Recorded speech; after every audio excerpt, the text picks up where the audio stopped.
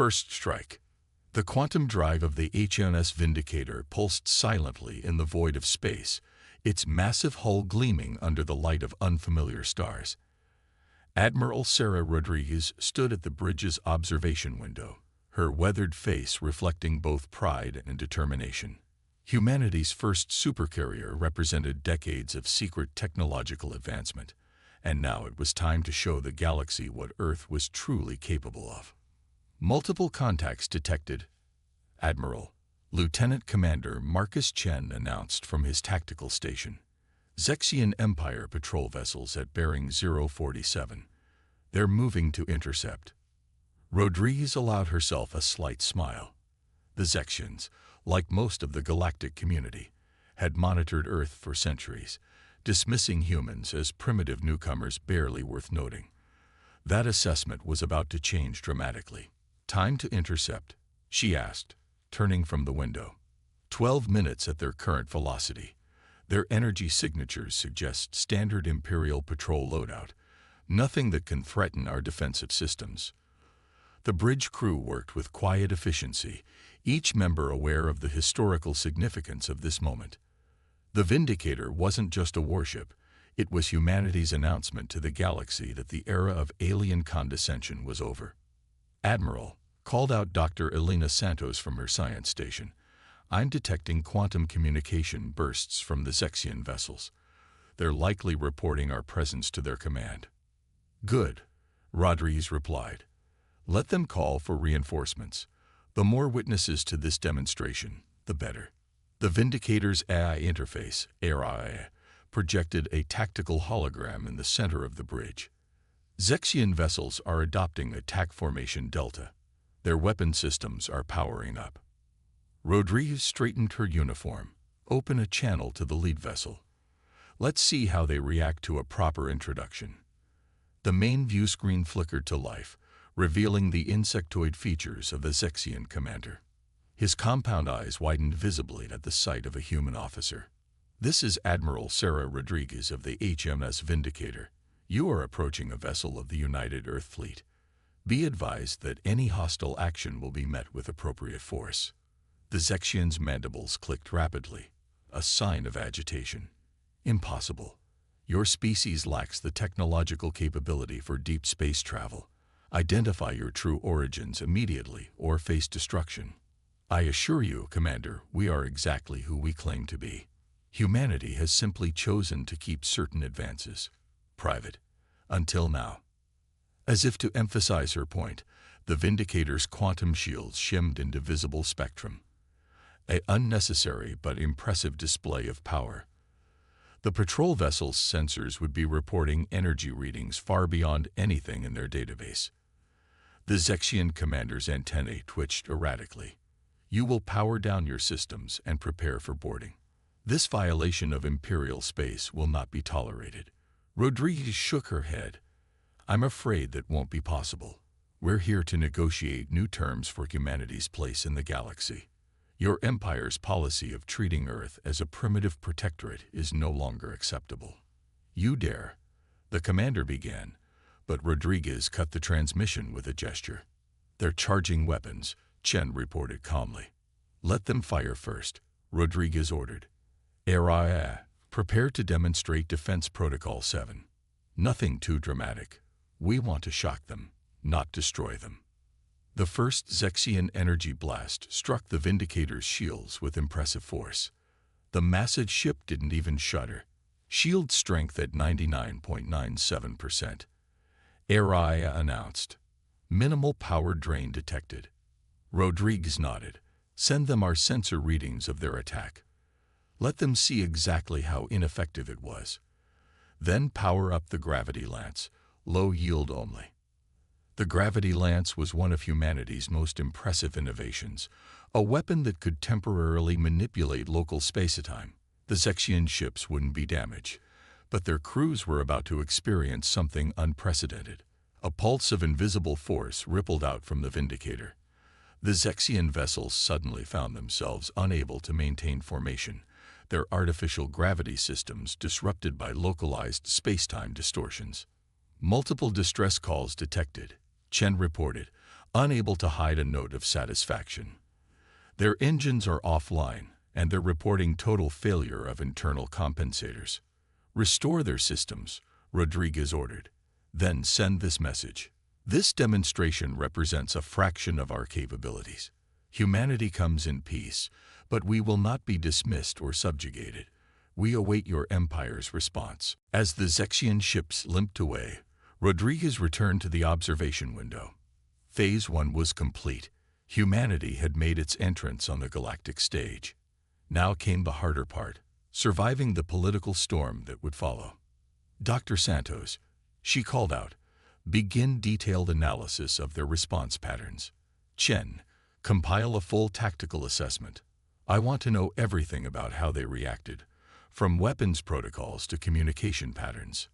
Do you think they'll negotiate? Chen asked quietly. Rodriguez watched the retreating Zexian vessels, her expression thoughtful. They'll have to. The question is whether they'll try to destroy us first. The Vindicator hung in space, its quantum drive humming quietly, ready for whatever came next. Humanity had hidden its strength for long enough. Now it was time to reshape the galaxy. Imperial response. The Imperial Palace on Zexia Prime erupted into chaos. High Chancellor Vexthor's carapace gleamed under the crystalline lights as he faced the assembled War Council.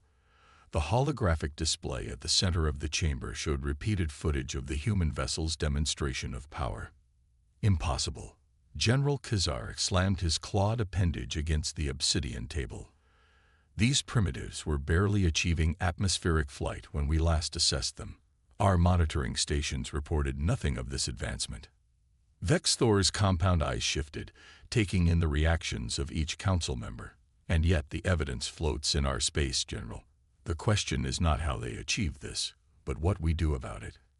Science Minister Tellera, her translucent wings shimmering with anxiety, manipulated the holographic controls. The energy readings from their vessel defy our current understanding of physics. Their gravity lance weapon alone suggests technological capabilities centuries beyond our projections. The HMS Vindicator's continued presence at the edge of Imperial space had thrown the entire Empire into turmoil. Sensor data from the patrol ship's encounter had been analyzed countless times, each review revealing more disturbing implications about human technological advancement. We must strike immediately, Khazar insisted, while we still hold numerical superiority. The longer we wait, the more likely they are to deploy additional vessels, and risk provoking a war we might not win. Tellera's antennae quivered with disapproval. The humans clearly chose this method of contact deliberately. They're demonstrating power while seeking dialogue. In orbit above Zexia Prime, the Imperial First Fleet maintained battle readiness. Dozens of capital ships and hundreds of support vessels waited for orders, their crews watching sensor feeds for any sign of additional human vessels appearing from quantum space. Admiral Rodriguez's message played again in the council chamber. Humanity comes in peace, but we will not be dismissed or subjugated. Peace, Khazar chittered mockingly. They'd bring a warship to sue for peace. Vexthor raised a limb for silence. Minister Tellera, your analysis of their technological capabilities.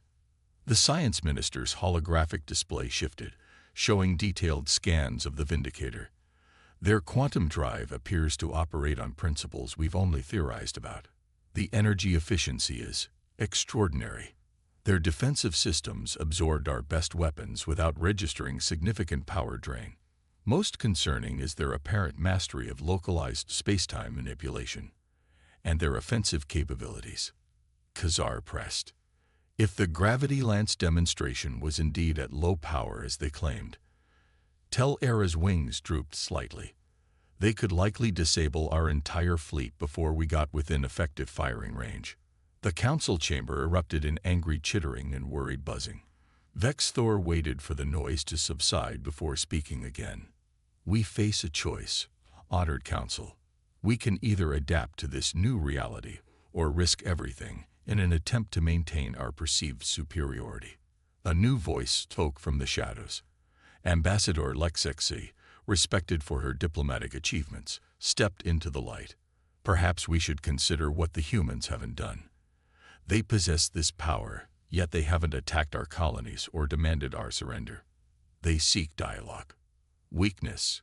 Khazar spat. They fear our numbers, our empire's might.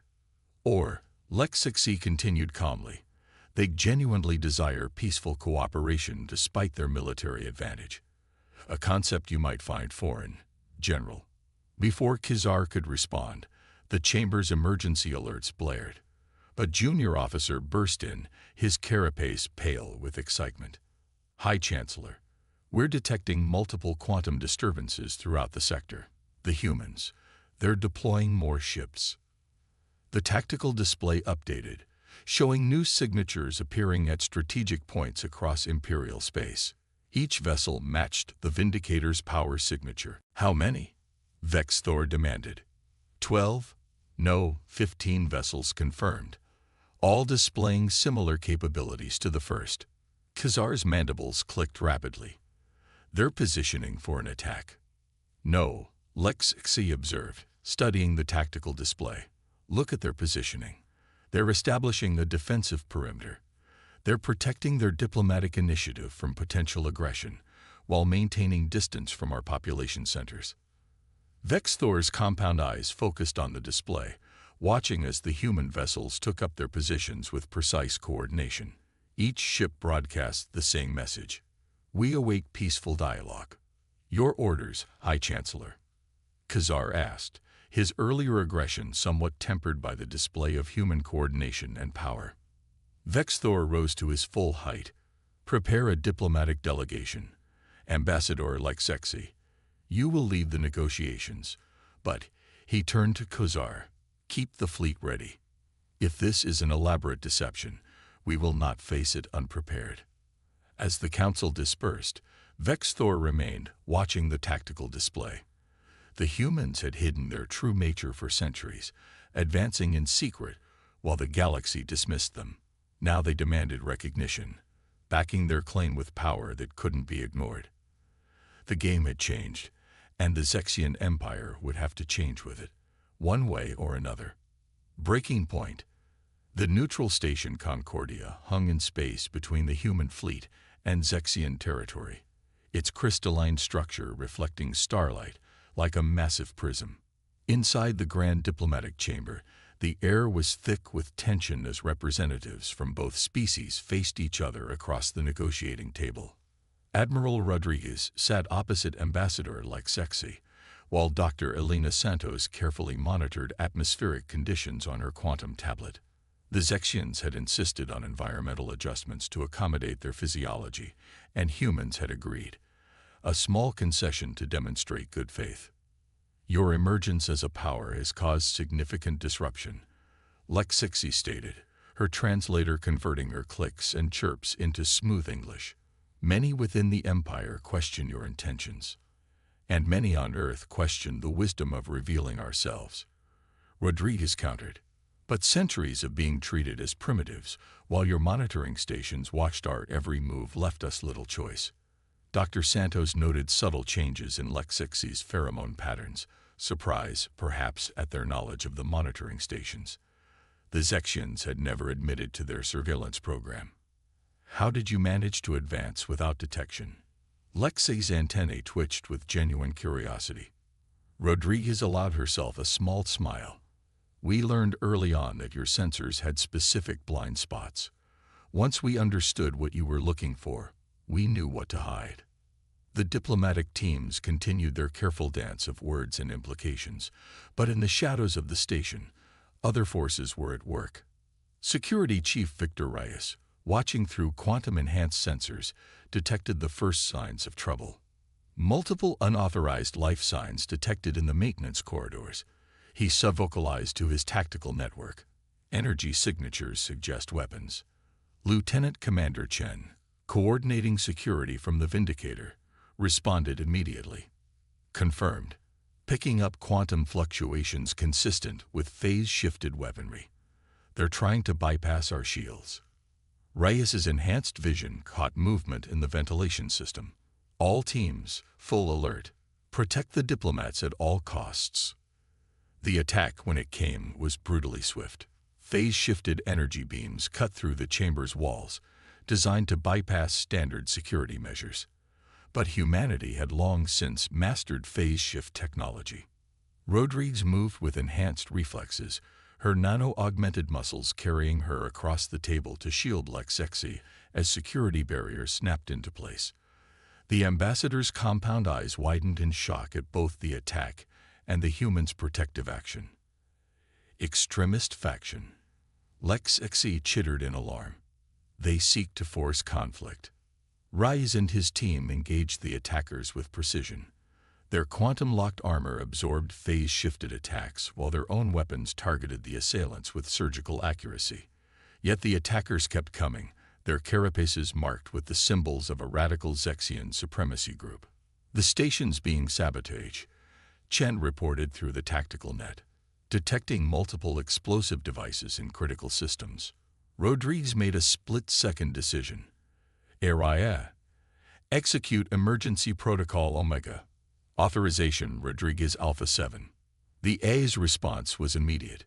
Quantum fields expanded from hidden generators throughout the station, technology the humans had secretly installed during the station's preparation. Space itself seemed to ripple as the fields activated. The phase-shifted weapons flickered and died. The attackers found themselves moving in slow motion, caught in localized time dilation fields. Human security forces, equipped to operate in the altered spacetime, methodically neutralized the threat. How? Lexixi's translator struggled to convey her astonishment. This technology, it's beyond anything. We've had centuries to prepare, Rodriguez explained, helping the ambassador to her feet. Every advancement we made was with this moment in mind, not just matching your technology, but surpassing it. The aftermath brought new revelations.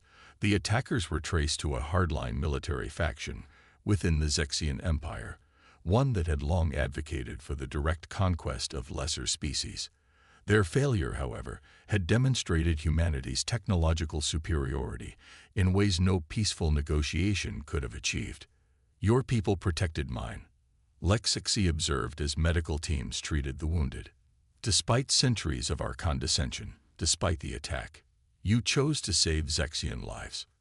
Rodriguez watched as human and Zexian medical personnel worked together, their differences temporarily forgotten in the face of crisis. We didn't advance in secret because we wanted war, Ambassador. We did it because we wanted to be respected, to be treated as equals. Equals?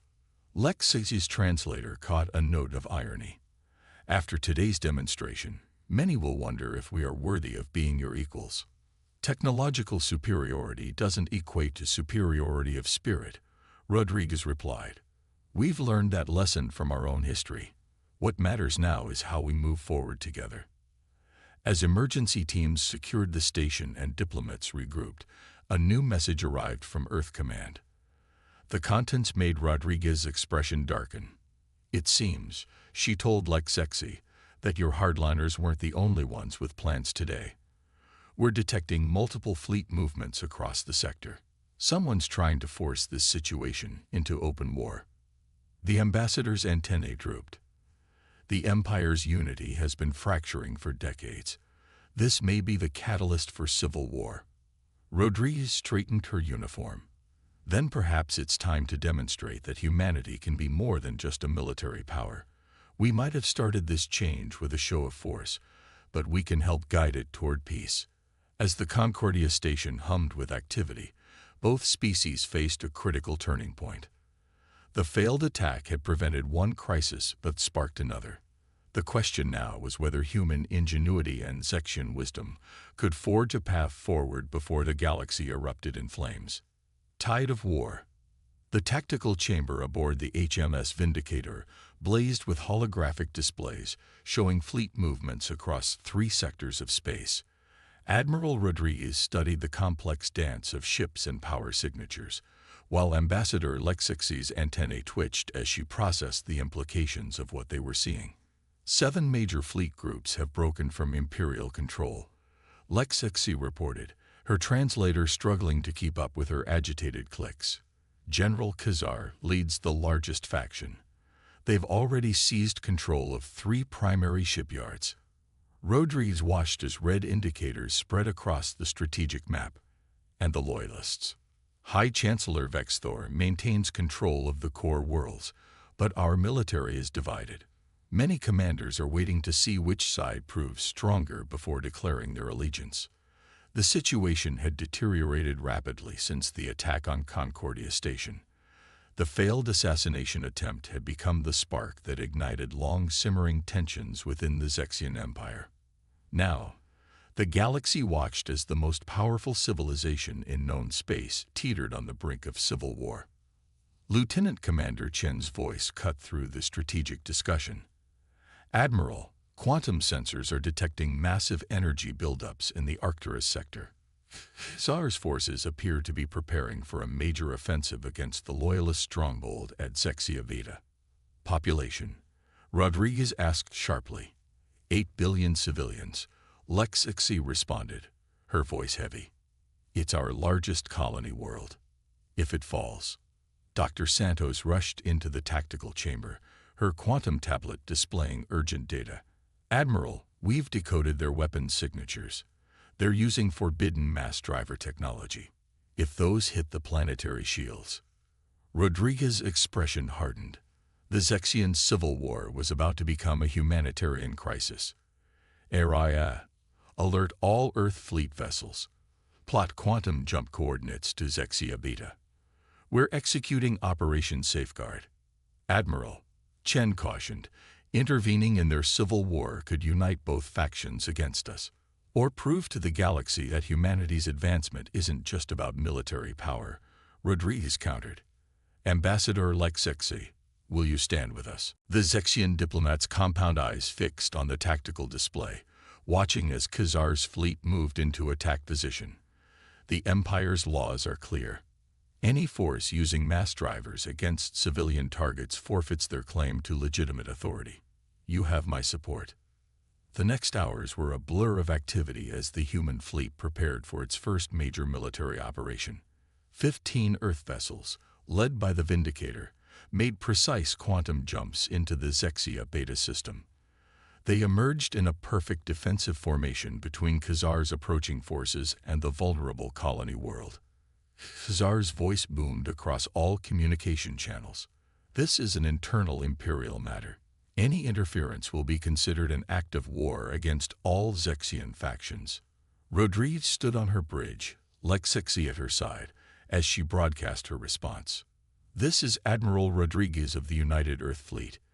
Your forces are deploying weapons banned by Galactic Convention. Stand down immediately or face intervention. You dare. Khazar's rage translated clearly even through electronic communication. We monitored your world for centuries. You were nothing. You are nothing. Then why are you so afraid of us? Rodriguez's quiet question seemed to hang in space. General Khazar, humanity hid its advancement not out of fear, but because we wanted to emerge as partners, not conquerors. Don't force us to demonstrate the full extent of our capabilities.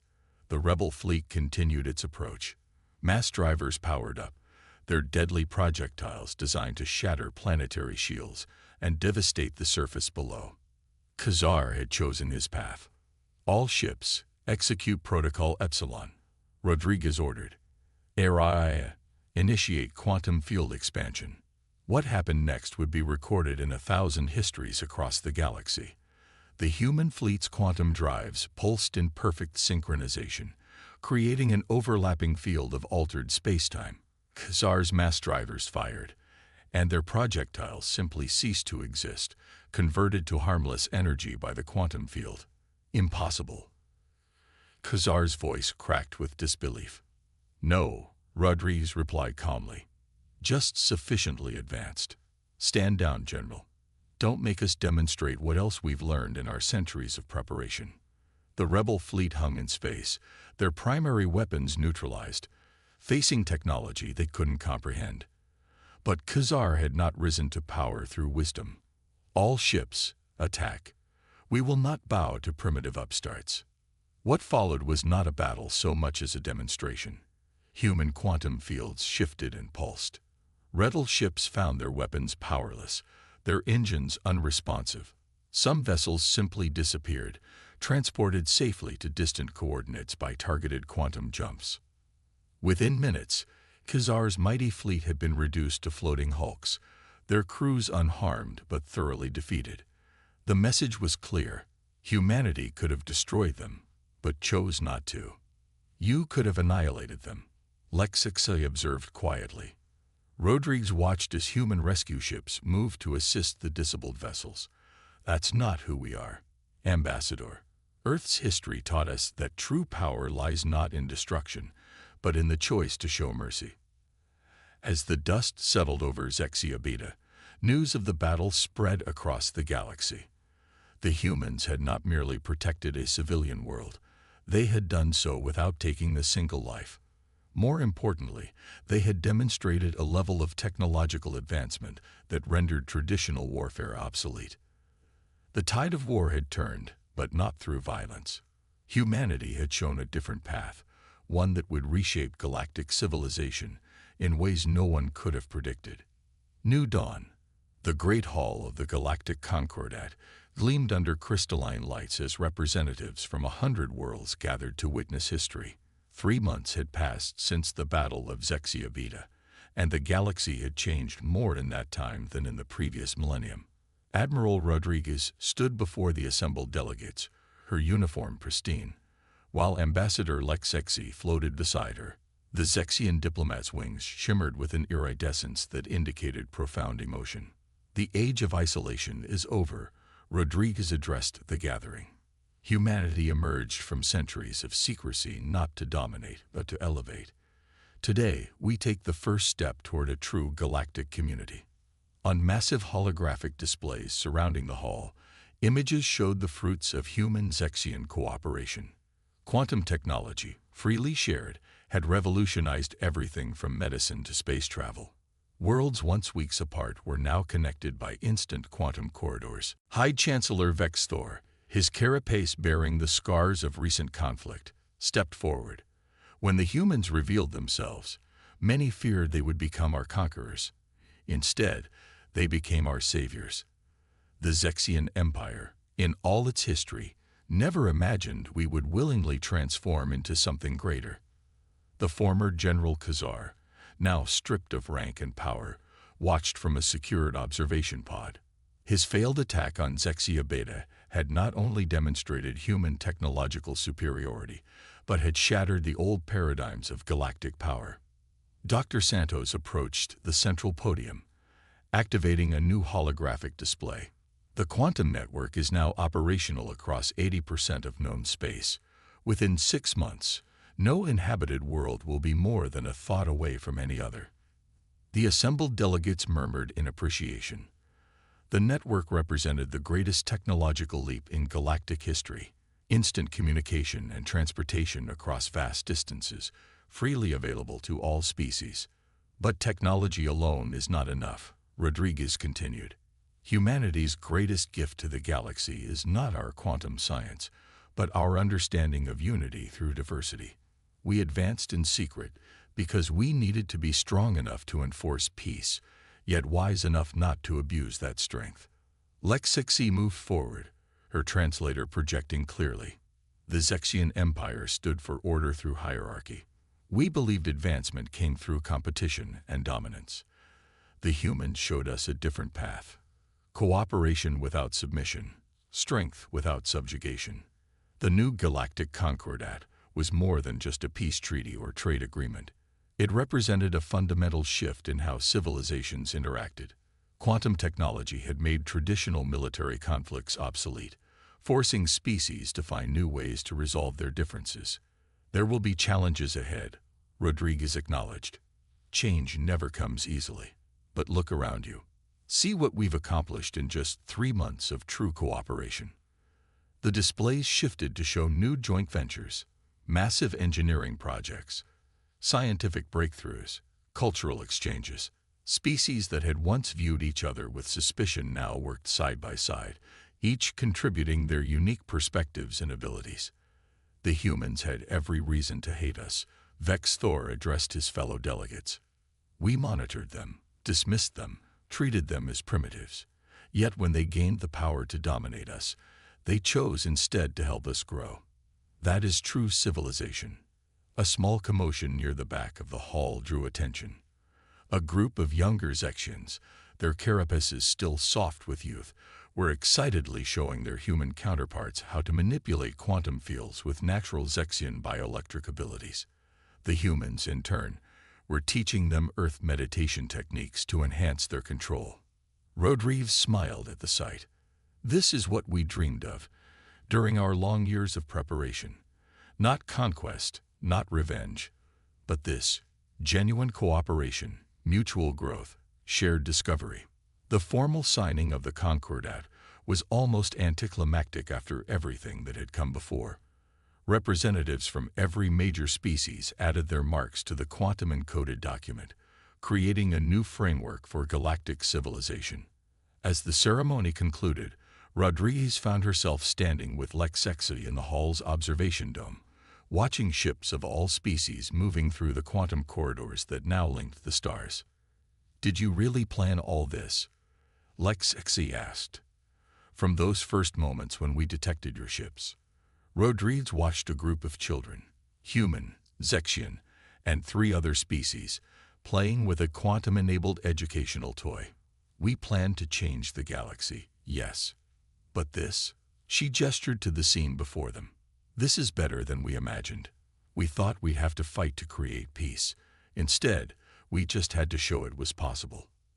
As the new dawn of galactic civilization spread across the stars, the lesson humanity had brought became clear.